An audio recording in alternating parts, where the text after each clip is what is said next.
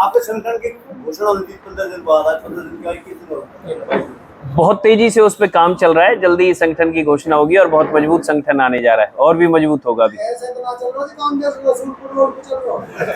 देखिए, अब बीजेपी की सरकार से तो हम तुलना कर नहीं पाएंगे। हमने तो अपने संगठन का बहुत मजबूती से काम करना है। और आप देखिए कि हर दिन आपने पिछले 1.5-2 महीने में महसूस किया होगा कि आज लोग पूछने लगे हैं कि आम आदमी पार्टी अब आ रही है। आहट उन्हें आ गई है, 2024 में आने जा रही है। देखिए, अभी हम बड़ी बातें तो नहीं कर रहे जी, हरियाणा के लिए बात कर रहे हैं। बाकी हरियाणा में 2024 में सरकार आने जा रही है। नहीं, कल हम डीसी साहब को ज्ञापन देंगे और परसों एजिटेशन होगा हमारा। उसके लिए स्थान निश्चित करके आप सभी को इन्फॉर्म कर देंगे। स्थान अभी निश्चित। मेमोरेंडम में क्या है? मेमोरेंडम में हमारा बेरोजगारी और महंगाई के खिलाफ ही है और सेट का मुद्दा है। जो सेट का फिलहाल जुलाई में एग्जाम है, हमारी मांग यही है कि जितने भी कैंडिडेट्स जिन्होंने पास की है परीक्षा, उन्हें एलिजिबल ठहरा के कम से कम वो लोग एग्जाम दें। आप तो कह रहे हैं जो भी सरकार बनाएंगे आपका आदमी तो होते नहीं, आपके पास कल जो परसों रैली का विरोध कर रहे थे आप, ज्ञापन देने जा रहे थे, 10 लोग भी थे आप। हमारा एक लोग है ना, आदमी है, एक संगठन का साथी है, वो हजारों के बराबर है। हमारे यहाँ पैसों वाली भीड़ नहीं होती। आपने सुना होगा बीजेपी वाले उसमें रैली में लोग लाइन लगा के खड़े हुए थे कि हमारे पैसे कब मिलेंगे, जो हम यहाँ पे आए हैं, जो भी हमें दिहाड़ी पे लेके आया है, वो पैसे कब हमें मिलेंगे। आपने जरूर पत्रकार साथियों ने उस पर नजरअंदाज कर दिया, वो तो कह नहीं सकता, बाकी देखा जरूर होगा। सोशल मीडिया पे यार कि प्लांटेड साहब का प्रोग्राम आपने पहले पुलिस को नहीं, हमारा कभी कुछ प्लांटेड नहीं होता है। हाँ, ये सूचना सभी को थी। अब पुलिस को तो हम सूचना देने नहीं जाएंगे। प्लांटेड कुछ नहीं होता है। हमने तो उनसे अपने क्वेश्चन पूछने थे, पब्लिक इंटरेस्ट में पूछने थे, और वो उन्होंने जो डेमोक्रेसी का एक तरह से मर्डर ही करना कहेंगे। पुलिस की बस का वीडियो आ रहा है, उसमें आम आदमी पार्टी कार्यकर्ता खुद ही चढ़ते हुए दिखाई दे रहे हैं। आपका क्या मतलब है कि जरूरी है कि पुलिस घसीट के लेके जाए? मतलब वो डंडे खाए जरूरी है भाई? उसने सामने दिख रहा हो कि डंडे खाने हैं। रणदीप चौहान सबसे पहले खुद चढ़ के जा रहे हैं, उसके पीछे रणदीप चौहान को आपने चढ़ते हुए देखा, लेकिन शायद पुलिस ने घेरा दिया हुआ था, घेरा देके वो अंदर ले जा रहे थे, वो आपने नहीं देखा? उन्होंने चारों गाड़ियों को हमारी घेर लिया था। 4 गाड़ियों में आदमी थे, तकरीबन 24-25 हम साथी थे। और आज की जो एक अहम मीटिंग है वो बेरोजगारी के मुद्दे पे है, महंगाई के मुद्दे पे है। और कॉमन एंट्रेंस टेस्ट एक होता है जो ग्रुप सी और डी की जॉब के लिए होता है, उन सभी के लिए है कि खट्टर सरकार ने किस तरह से अपनी मनमानी चलाकर यहाँ के हरियाणा के युवा बेरोजगार नवयुवकों को किस तरह से इस बेरोजगारी के गर्त में धकेलने का काम किया है। और एक हालात पूरे हरियाणा के अंदर इस कदर पैदा कर दिए हैं कि बेरोजगार क्राइम की तरफ बढ़ने लगा है, और उस क्राइम की तरफ वजह से एक यहाँ पे ऑर्गेनाइज क्राइम की भी स्थिति पलवल के अंदर आ गई है, जो कि बहुत ही दयनीय हालत में प्रशासनिक व्यवस्था खराब होती जा रही है, जिसका हम आम आदमी पार्टी और आम आदमी पार्टी के कार्यकर्ता पुरजोर तरीके से विरोध करते हैं। अपोजिशन यहाँ तक है, जो आम आदमी पार्टी की यहाँ पे वैकेंसियाँ अगर देखें, तकरीबन हर ग्रेजुएट तीसरा बेरोजगार है। उसे रोजगार नाम की कहीं से चीज़ नहीं मिली। एक CMI के आंकड़ों के अनुसार, मैं आपको एग्जैक्ट डाटा दे देता हूँ, कुल बेरोजगार 24,80,000 हैं हमारे हरियाणा के अंदर, जिसमें से 19 लाख बेरोजगारों की उम्र 20 से 24,80,000, और जिनमें से 19,22,000 बेरोजगारों की उम्र तो 20 से 24 साल के बीच में है। कितने भी युवा स्नातक और उनसे ऊपर यानी कि जो पोस्ट ग्रेजुएट हैं या PhD डॉक्टरेट हैं, उनकी संख्या 6 लाख से ऊपर है। 10वीं से 12वीं पास बेरोजगार युवा हैं वो 18,24,000 है। तो जितने हमारे यहाँ पर जो वर्कलोड है हरियाणा के अंदर, वो तकरीबन है कि 9 लाख कर्मचारी होने चाहिए काम करने के लिए, और अवेलेबल कितने? 3,38,000। तो कैसे हरियाणा का शासन और प्रशासन चल रहा है, ये आप सभी किसी भी साथी की नज़र से छुपा नहीं है। बहुत दयनीय स्थिति में हरियाणा है। बस वो कहते हैं कि राम भरोसे चल रहा है, वो ऐसे चल नहीं पाएगा। ये खिलवाड़ हो रहा है हमारे हरियाणा की जनता के साथ, हमारे देश के युवाओं के साथ। और आपको बताऊं, जो एक हमारी स्वास्थ्य की रीढ़ है डॉक्टर, हरियाणा में पॉपुलेशन के अकॉर्डिंग 10,000 डॉक्टर होने चाहिए, अपॉइंटेड हैं 4,000। बहुत सोचने की बात है। एमडी जो डॉक्टरेट इन मेडिसिन होते हैं 241 पद होने चाहिए, 191 पद खाली हैं। महिलाओं के रोग विशेषज्ञों के लिए 193 पद होने चाहिए, 98 पद खाली हैं। बड़ी शर्मनाक स्थिति है। एक तरफ हम महिलाओं के स्वास्थ्य की बात करते हैं, दूसरी तरफ डॉक्टरों को और उनको जो फैसिलिटीज प्रोवाइड करानी है उसके नाम पे हमारी हरियाणा सरकार जीरो है। तो इस तरह से ये विकास का जो नारा देते हैं वो विकास हमने देख लिया, सारा सीवरेज और नालियों में ही हमने बहता हुआ देखा है उसका।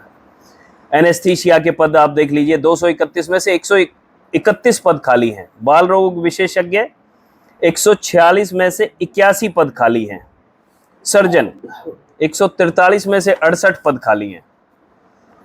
तो इस तरह से इन्होंने युवाओं के मन में तो इस कदर खट्टर सरकार के खिलाफ रोष है कि इस बार 2024 में वो बीजेपी को तो कहीं देखना नहीं चाहते कि दूर दूर तक इस तरह की सरकार, हिटलर शाही सरकार तो कम से कम हरियाणा के लोगों को नहीं चाहिए।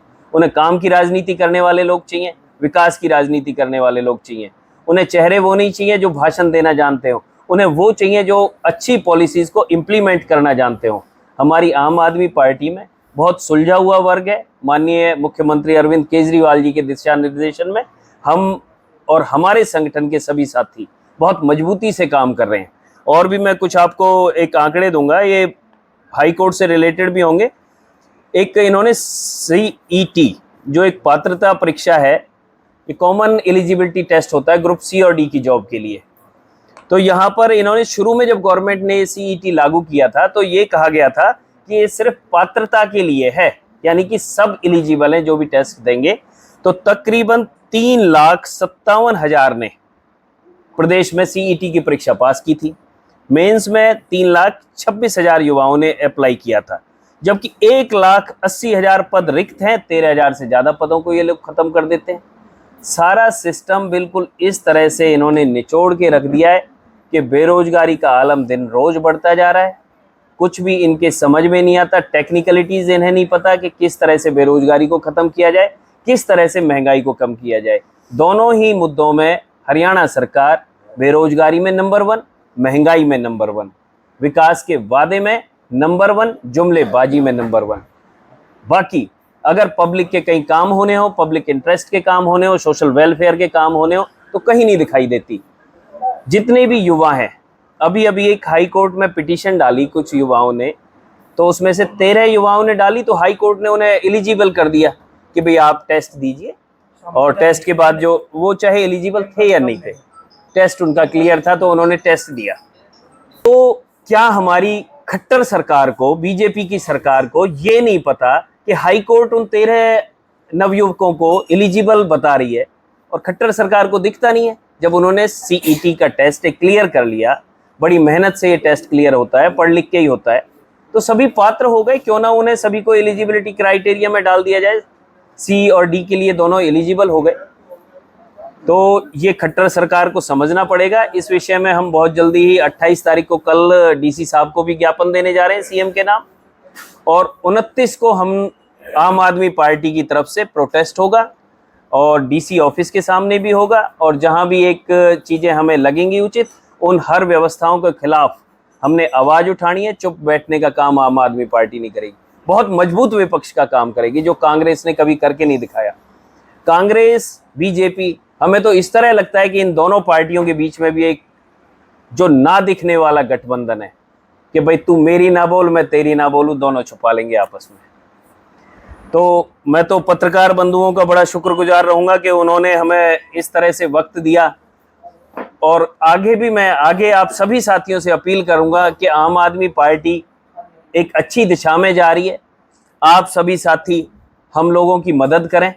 जो भी मुद्दों की राजनीति की बात करेंगे, हम चेहरे की राजनीति हम नहीं करने वाले हैं, सिर्फ काम की बातें होंगी अब, जिससे हरियाणा का इंफ्रास्ट्रक्चर एक नंबर पे आए, एजुकेशन में एक नंबर पे हरियाणा बने, हेल्थ सिस्टम में हरियाणा एक नंबर पे बने, और जो भी हम सुविधाएं दिल्ली में दे रहे हैं, पंजाब में दे रहे हैं, वो सारी सुविधाएं हरियाणा के लोगों को मिले, क्योंकि वो सारे हरियाणा के लोग भी टैक्स देते हैं।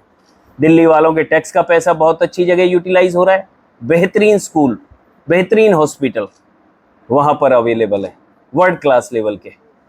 और मैं आपको बताना चाहूँगा कि जो ये 4 गुना वाली इन्होंने किया ना पॉलिसी, सीईटी पास अभ्यर्थियों को जो गवर्नमेंट मौका दे रही है, जबकि यूपीएससी और एसएससी में 10 टाइम्स सेंट्रल गवर्नमेंट देती है कि 10 टाइम्स मुख्य परीक्षा में बैठेंगे।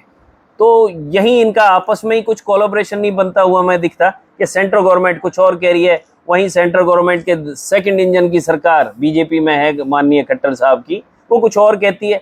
और इसके लिए कहीं कोई नोटिफिकेशन नहीं है। नोटिफिकेशन होने के बाद भी ये कह दे कि चलो 4 टाइम्स, किसी नोटिफिकेशन में ऐसा नहीं है। बस मन मर्जी जो चाहा, सरकार के खिलाफ किसी ने आवाज़ उठाई उसे जेल में भेजने का काम करते हैं। अभी कल हमारी मनोहर लाल जी की जो परसों रैली थी 25 तारीख को, उसमें हम लोगों ने उन्हें अपनी पलवल की 5 मांगे के लिए कि भाई ये आपकी कमियां हैं, इन पे हमें जवाब दीजिए, ये हमारे प्रश्न है। हजारों लड़कियां यहाँ से गायब हो गई, महिलाएं गायब हो गई, कोई रिपोर्ट नहीं है। क्या उनकी मानव तस्करी हो रही है या उनके अंगों की तस्करी हो रही है? ये जवाब देने में सरकार सक्षम नहीं है।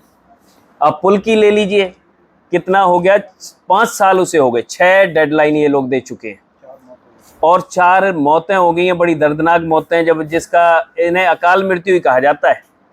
तो इस तरह की इन अकाल मृत्युओं के प्रति कौन जिम्मेवार है? ये हरियाणा सरकार जिम्मेवार है, और हरियाणा सरकार के साथ साथ सेंट्रल गवर्नमेंट भी जिम्मेवार है, जिन्होंने एक निरंकुश और कमज़ोर मुख्यमंत्री को यहाँ पे कमान दे रखी है हरियाणा के अंदर। पूरी आम आदमी पार्टी इसकी विरोध करती है, इसकी भर्त्सना करती है, और इस तरह के लोगों को बहुत जल्दी ही आम आदमी पार्टी का संगठन उखाड़ फेंकेगा। नीचे जो आप देख रहे हैं यूट्यूब चैनल, इसको आप लाइक करें, सब्सक्राइब करें, कमेंट बॉक्स में जाकर एक प्रतिक्रिया अवश्य दें और इस लिंक को ज़्यादा से ज़्यादा शेयर भी कर दीजिए, क्योंकि वोकल फॉर लोकल के लिए आपका इतना सहयोग हमें ज़रूरी है। धन्यवाद। जय हिंद, जय भारत।